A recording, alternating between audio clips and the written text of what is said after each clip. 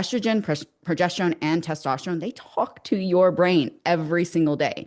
And when estrogen specifically starts to drop, I know that that's going to impact chemicals. And I'd love for you to dive into this, like serotonin, dopamine, your GABA. So dive into that for us, because I love geeking out on this, and I love geeking out on this stuff with you. So I'd love for you to like just talk to everybody about what's going on there. Yeah, well, what's interesting is that sometimes those of us that are highly anxious and neurotic anyway, we actually Not me. have What are you talking about? not trying to speak to Nicole during this podcast.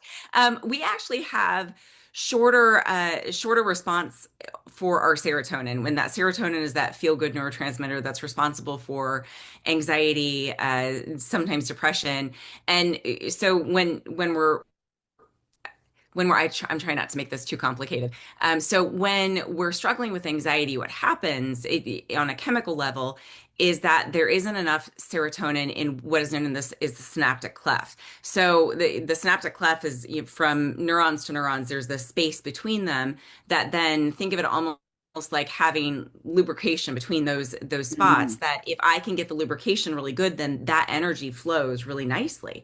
And when I don't have enough serotonin, the essentially that impulse is not flowing nicely. There's an interruption. And so when we do things like take SSRIs, which are selective serotonin reuptake inhibitors, what happens is that it inhibits the serotonin that's supposed to go like going elsewhere into that synaptic cleft. So now hopefully we have more serotonin and better transmission. mm. Well, when we have multiple varying roller coasters of estrogen and testosterone, everything goes kittywampus. Our serotonin goes low, and if we're already neurotic and anxious, not only do we naturally have less serotonin, but we also have less serotonin that is produced. We have less serotonin in that cleft, and we Mhm. have less serotonin, smaller amounts of serotonin that's naturally produced.